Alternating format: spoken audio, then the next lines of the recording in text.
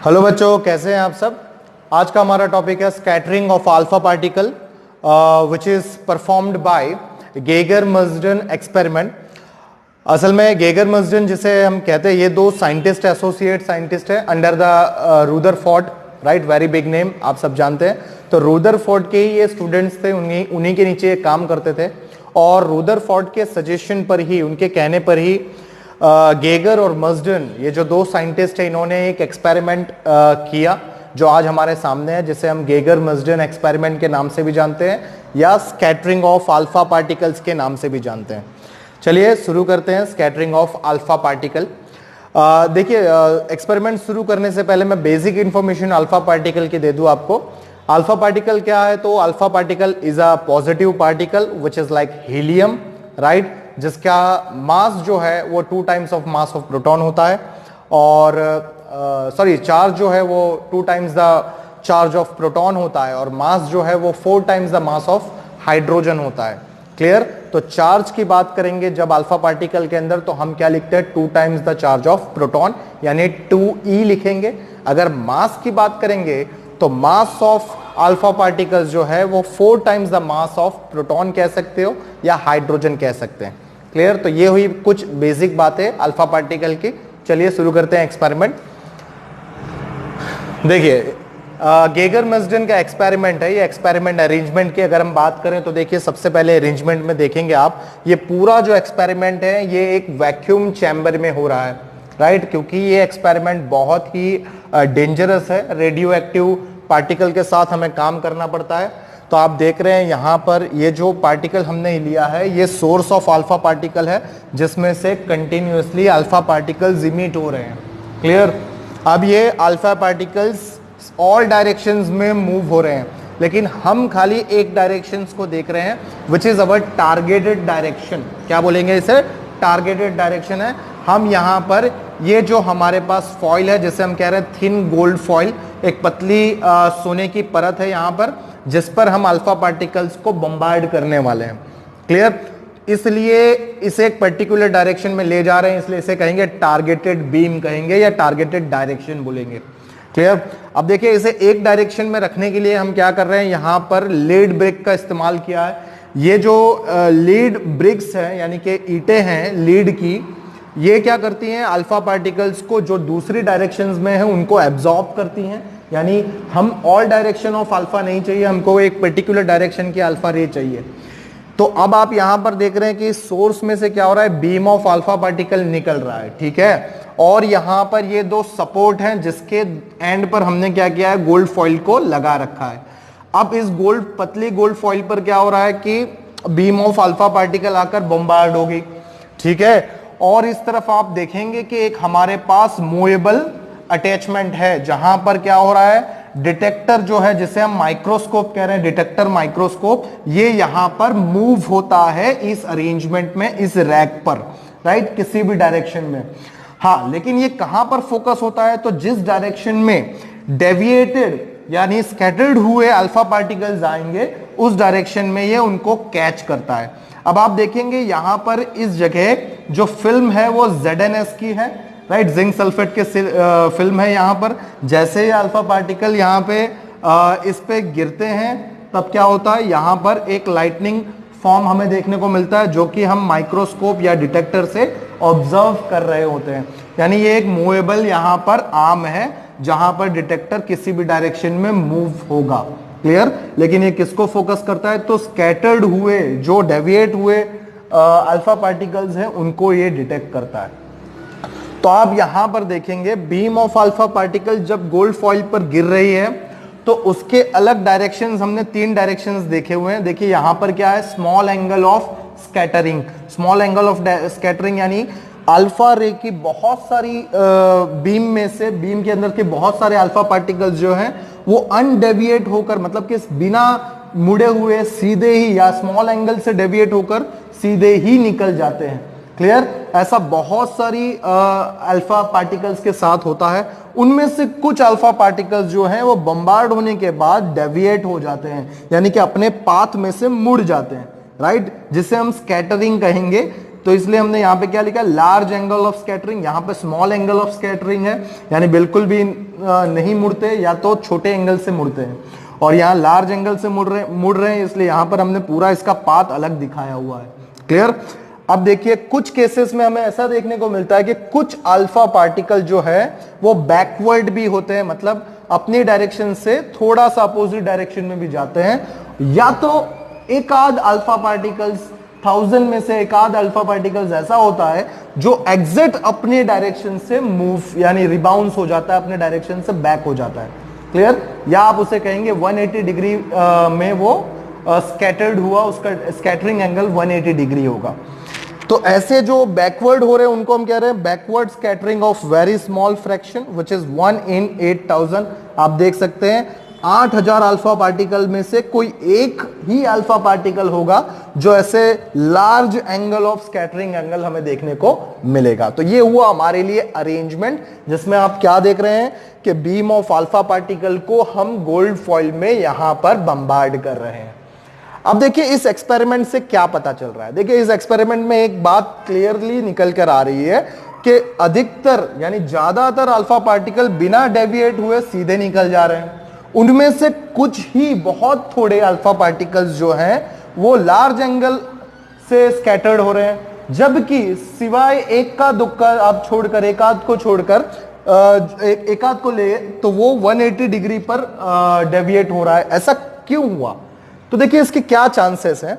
इसका मतलब हुआ कि एटम, गोल्ड फॉइल के एटम्स में बहुत सारी खाली जगह है, राइट, बहुत सारी खाली जगह है। देखिए इसको ऐसे समझेंगे हम यहां पर, मान लीजिए ये यहां पर एक एटम मैंने बना लिया गोल्ड का, ठीक है, ये उसका न्यूक्लियस है, ठीक है। अब हो क्या रहा है, अल्फा पार्टिकल्स जब अपने पाथ में से आ रहे हैं, तो यहां से देखिए मान लीजिए ये एक अल्फा पार्टिकल्स आया, राइट, तो अल्फा पार्टिकल्स जो आ रहा है अपकमिंग अल्फा पार्टिकल वो एक पॉजिटिव चार्ज है, यानी उसका चार्ज क्या है, ट्वाइस ई, राइट, और ये जो न्यूक्लियस है ये भी कैसा है, ये भी पॉजिटिव है। मतलब होगा क्या, जैसे जैसे ये पास में आता है, राइट, क्या होता है, इन दोनों के बीच में फोर्स ऑफ रिपल्सन बढ़ने लगता है, और इस वजह से ये जो अल्फा पार्टिकल होगा अपने पाथ से डेविएट हो जाएगा, मतलब स्कैटर्ड हो गया। देखिए ये इस तरह से मुड़ जाएगा। इसी तरह दूसरा अल्फा पार्टिकल्स आएगा, अगर वो किसी बहुत दूर से जा रहा है, तब वो बिना या स्मॉल एंगल के साथ वो स्ट्रेट निकल जाएगा। देखिए यहां पे इसे मुड़ने की जरूरत नहीं पड़ी क्योंकि इनके बीच में डिस्टेंस ज्यादा है, यानी फोर्स ऑफ रिपल्सन वहां तक पहुंच नहीं पाया। ये एक बात। लेकिन अगर हेड ऑन कोलिजन में आ रहा हो, हेड ऑन कोलिजन मतलब एकदम न्यूक्लियस की तरफ, तो जब ये एकदम न्यूक्लियस के पास पहुंचेगा तो वो उस जगह से क्या होता है, वापस बाउंस बैक हो जाता है। क्लियर, ये एक्चुअल में हो रहा है। तो यहां पर हम क्या देख रहे हैं इस एक्सपेरिमेंट में, बहुत सारे अल्फा पार्टिकल बिना डेविएट हुए स्ट्रेट निकल जा रहे हैं। मतलब एटम एक ऐसी जगह है जहां पर बहुत सारी ओपन स्पेस है, जहां कोई मैटर प्रेजेंट नहीं है एटम के अंदर। इस एक्सपेरिमेंट से ये पता चलता है, जो आगे चलकर रुदरफोर्ड हमको समझाएंगे। क्लियर, देखेंगे हम उसके कंक्लूजन में। चलिए तो ये देखिए, ये हमें यहां से पता चल रहा है कुछ एक जगह, कोई ऐसी हाईली कॉन्सेंट्रेटेड जगह है एटम के अंदर जिसे हम न्यूक्लियस बाद में नाम दिया। तो न्यूक्लियस के पास अगर कुछ अल्फा पार्टिकल डायरेक्ट आ रहा है तभी वो डायरेक्ट बाउंस बैक करेगा, नहीं तो वो स्कैटर्ड एंगल के साथ मुड़ जाएगा, या अनडेविएट अगर दूर से है तो सीधा निकल जाएगा। देखिए इनका ग्राफ भी यहां पर बनाया है। देखिए scattering angle versus number of alpha particle का ग्राफ है, राइट। तो आप देखिए यहां पर ये जो एक्स एक्सिस है, यहां पर स्कैटरिंग एंगल हमने ले रखा है, राइट। ये स्कैटरिंग एंगल का जो है वो एक्स एक्सिस पे हमारे पास यहां पर है, और ये यहां पर वाई एक्सिस पर हमने लिए number of alpha particle scattered. तो इन दोनों के बीच का ग्राफ है, आप देख सकते हैं। ये ग्राफ हमने कुछ इस तरह से बनाया है। अब ये ग्राफ क्या बता रहा है, आप देखिए यहां पे ग्राफ क्या बता रहा है, ध्यान से देखेंगे तो स्कैटरिंग एंगल बढ़ता जा रहा है। देखिए जैसे स्कैटरिंग एंगल ऑफ स्कैटरिंग जितने ज्यादा होंगे, राइट, एंगल ऑफ स्कैटरिंग जितना बड़ा होगा उतने नंबर ऑफ अल्फा पार्टिकल्स कम आ रहे हैं। देखिए उतने नंबर ऑफ अल्फा पार्टिकल्स क्या आ रहे हैं, कम आ रहे हैं। मतलब जितना स्कैटरिंग एंगल छोटा होगा उतने नंबर ऑफ पार्टिकल्स ज्यादा होंगे।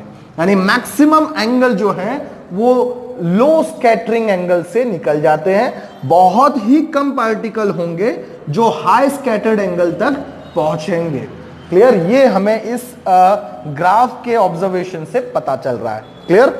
और देखते हैं कंक्लूजन डिटेल में। देखिए from graph, most of the alpha particle passes straight, देख सकते हैं बहुत सारे अल्फा पार्टिकल स्ट्रेट निकल जा रहे हैं, right, through the gold foil और सफर ओनली स्मॉल डिफ्लेक्शन, या तो बहुत ही उनका कम डिफ्लेक्शन एंगल आता है।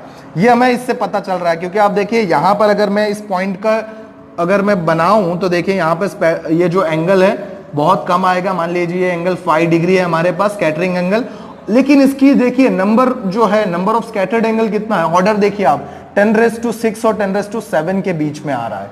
क्लियर? यानी बहुत सारे नंबर ऑफ पार्टिकल्स होंगे जिनकी स्कैटरिंग एंगल बहुत कम होगी, राइट।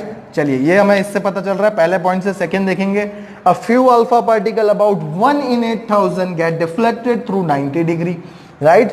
तो आप देखेंगे 8000 में से कोई एक ही अल्फा पार्टिकल होगा जो 90 डिग्री के डिफ्लेक्शन एंगल तक पहुंचेगा, 90 डिग्री के डिफ्लेक्शन एंगल तक। यानी आप यहां पर देखिए, अगर मैं इसे बनाऊं, राइट, 90 डिग्री यहां पर लूं, ये 90 डिग्री है सपोज हमारे लिए, राइट, तो इसकी वैल्यू देखिए हजारों तक पहुंच गई, राइट, यहां पे हजारों के पास ये वैल्यू जा रही है, राइट। ओके, फिर यहां पर देखेंगे third point, very few alpha particles rebound और सफर ओनली 180 डिग्री डिफ्लेक्शन। यानी अगर इस लाइन को आगे तक ले जाए 180 तक, तो बहुत ही कम पार्टिकल, अल्फा पार्टिकल ऐसे होंगे जो 180 डिग्री पर रीबाउंस हो रहे होंगे। क्लियर? इस एक्सपेरिमेंट से हमें ये पता चलता है। क्लियर? आइए देखते हैं इसका फाइनल कंक्लूजन क्या है। चलिए तो अब देखेंगे सिग्निफिकेंस ऑफ द रिजल्ट। जो अभी हमने एक्सपेरिमेंट देखा, राइट, गेगर मर्जन के एक्सपेरिमेंट और ग्राफ, देखिए उनके उस पर से हमें क्या फाइनल कंक्लूजन मिल रहा है। देखिए फर्स्ट पॉइंट क्या है, as the most of the alpha particle passes straight through the foil, so most of the space within the atom must be empty। मतलब इस एक्सपेरिमेंट से हमें यह पता चल रहा है कि बहुत सारे अल्फा पार्टिकल जो स्ट्रेट निकल जा रहे हैं, यानी जिनका स्मॉल स्कैटरिंग एंगल है, तो वो क्या बता रहा है कि एटम के अंदर बहुत सारी खाली जगह है। मान लीजिए यहां पर आप एक एटम ले रहे हैं, देखिए ये एक एटम आपने कंसिडर किया, ठीक है। अब इस एटम में बहुत सारी जगह खाली है, बहुत सारी जगह खाली है। मतलब जो हमने थॉमसन के मॉडल में देखा, प्लम पुडिंग मॉडल या वाटरमेलन मॉडल, वैसा नहीं है, राइट। पॉजिटिव चार्ज या इलेक्ट्रॉन डिस्ट्रीब्यूटेड एटम के अंदर नहीं है, एटम एक बहुत ही खाली जगह है, राइट। ये हमें इससे पता चल रहा है पहले पॉइंट से। Second, to explain the large angle scattering of alpha particle, Rutherford suggested that all the positive charge and the mass of the atom is concentrated in a very small region called the nucleus of the atom। अभी हमने graph पर से क्या देखा कि बहुत कम alpha particles के large scattering angle है, मतलब angle which is greater than 120 degree, right, ये से लेकर 180 डिग्री तक स्कैटरिंग एंगल जा रहा है। तो 180 डिग्री तक का स्कैटरिंग एंगल आया कैसे, और बहुत कम अल्फा पार्टिकल्स के ही ये स्कैटरिंग एंगल आ रहे हैं। इसका मतलब ये है कि एटम जो बहुत खाली जगह है उसके कहीं सेंटर पर कोई एक कॉन्सेंट्रेटेड जगह है, राइट, जहां पर क्या है, पॉजिटिव चार्जेस भरे पड़े हैं, बहुत छोटी सी जगह पे, जिसका हमने नाम क्या दिया, इसका नाम हमने दिया न्यूक्लियस। क्या नाम दिया? न्यूक्लियस नाम दिया। तो बहुत ही इसके अंदर ये छोटी सी जगह में पूरे एटम का 99.9% मास कॉन्सेंट्रेटेड है। जब कोई अल्फा पार्टिकल, यानी बहुत कम अल्फा पार्टिकल पॉसिबल होंगे इस छोटी सी जगह से हेड ऑन कोलिजन के लिए, राइट, क्योंकि ये बहुत छोटी सी जगह है, ज्यादातर अधिकतर अल्फा पार्टिकल्स दूर से निकल जाते हैं। क्लियर? यानी इस वजह से उनका क्या हो रहा है, स्मॉल स्कैटरिंग एंगल हमें देखने को मिलता है। लेकिन जो alpha particle direct straight head on collision के लिए आता है, right, direct straight head on collision के लिए आता है, उस अल्फा पार्टिकल को आप देखेंगे, उस अल्फा पार्टिकल, जो अल्फा पार्टिकल हमारे लिए कैसे है, +2e जैसा है, तो इन दोनों के बीच में क्या होगा, फोर्स ऑफ रिपल्सन सबसे ज्यादा होगा, इसलिए यहां पर यह अल्फा पार्टिकल रिबाउंस हो जाता है और उसका जो एंगल है वो कितना होगा, स्कैटरिंग एंगल 180 डिग्री होता है। क्लियर? तो इस एक्सपेरिमेंट पर से ये हमें पता चल रहा है, जैसे एटम के अंदर बहुत छोटी सी जगह है जहां पर सारा मास जो एटम का कॉन्सेंट्रेट है, जिसका नाम हम क्या कहते हैं, न्यूक्लियस है। क्लियर? चलिए सेकेंड देखेंगे आप, क्या है, the nucleus is surrounded by a cloud of electron whose total negative charge is equal to the total positive charge on the nucleus, so that the atom has the whole electrically neutral. Right? अब आप देखेंगे कि यहां centre पर पूरे atom के positive charge है और ये जो एटम है, ये जो न्यूक्लियस है, इसके इर्द गिर्द क्या होती है, ऑर्बिट्स हैं। क्या है? ऑर्बिट्स। इस तरह से ऑर्बिट्स हैं। उन ऑर्बिट्स में क्या होता है, तो इलेक्ट्रॉन रिवॉल्व कर रहा होता है। राइट? क्या रिवॉल्व कर रहे होते हैं? इलेक्ट्रॉन रिवॉल्व कर रहे होते हैं। राइट? तो ये जो इलेक्ट्रॉन रिवॉल्व कर रहे हैं, कितने इलेक्ट्रॉन होते हैं, तो देखिए यहां पर, इस पर हम बात करेंगे, जैसे जितने प्रोटॉन यहां पर होंगे उतने इलेक्ट्रॉन ऑर्बिट्स में बाहर होंगे। ऐसा इसलिए होता है ताकि एटम जो है वो इलेक्ट्रिकली स्टेबल हो, न्यूट्रल हो। राइट? यानी कि इस एटम का इलेक्ट्रिकली स्टेबिलिटी का मतलब नेट चार्ज जो है वो 0 होना चाहिए। क्लियर? तब हम उसे बोलेंगे that total charge of the atom is 0। Total charge of atom 0 कब होगा, जब इक्वल प्लस और इक्वल माइनस चार्ज होंगे। मतलब न्यूक्लियस में जितने प्लस चार्ज होंगे उतने ही इलेक्ट्रॉन्स ऑर्बिट में रिवॉल्व कर रहे होंगे। क्लियर? तो ये हमें जो एटम की जानकारी है किससे पता चली, तो गेगर-मेस्डन एक्सपेरिमेंट्स पर से पता चली। ये है बहुत ही 3 इंपॉर्टेंट कंक्लूजन। क्लियर? चलिए, थैंक यू।